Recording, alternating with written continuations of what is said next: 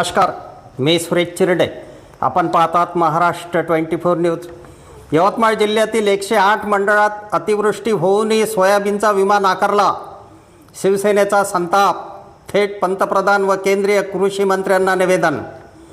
निसर्गाच्या लहरीपणाने होरपळलेल्या यवतमाळ जिल्ह्यातील शेतकऱ्यांच्या जखमीवर पीक विमा कंपनीने मीठ चोळले आहे. जिल्ह्यात पावसाने सरासरी ओलांडली आणि तब्बल 108 महसूल मंडळामध्ये अतिवृष्टीची नोंद झाली असतानाही एकाही मंडळाला सोयाबीनच्या पीक विम्यास पात्र ठरवण्यात आले नाही.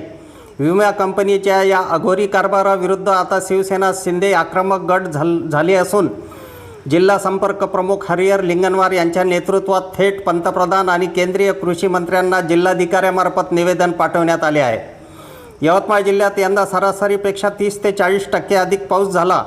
अतिवृष्टी आणि सततच्या पावसामुळे सोयाबीनचे 2.64 लाख हेक्टर क्षेत्रापैकी 2.09 लाख हेक्टर पूर्णपणे उद्ध्वस्त झाले.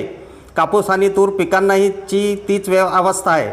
अनेक मंडळाची आणेवारी 50 पैकी 50पेक्षा कमी असतानाही विमा कंपनीने यवतमाळच्या शेतकऱ्यांना लाभापासून वंचित ठेवले आहे.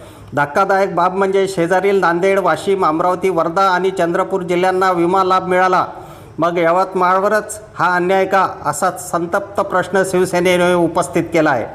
विमा कंपनीकडून सध्या सॅटेलाईट इमेजेसच्या आधारे पिकांची स्थिती मोजली जाते. मात्र निवेदनात या पद्धतीतील भीषण त्रुटी उघड करण्यात आल्या आहेत.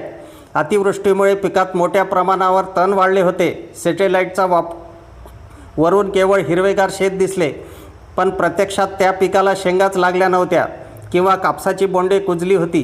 केवळ सॅटेलाईटवर विसंबून राहणे म्हणजे शेतकऱ्यांच्या डोळ्यात धुळपे काय, असा आरोप निवेदनातून करण्यात आला.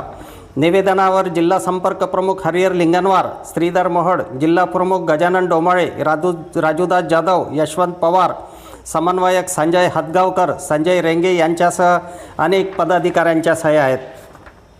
आमच्या पुढील बातम्याचे अपडेट पाहण्याकरिता आत्ताच आमच्या चॅनलला सबस्क्राईब करा व बेल आयकॉनवरती क्लिक करा. धन्यवाद.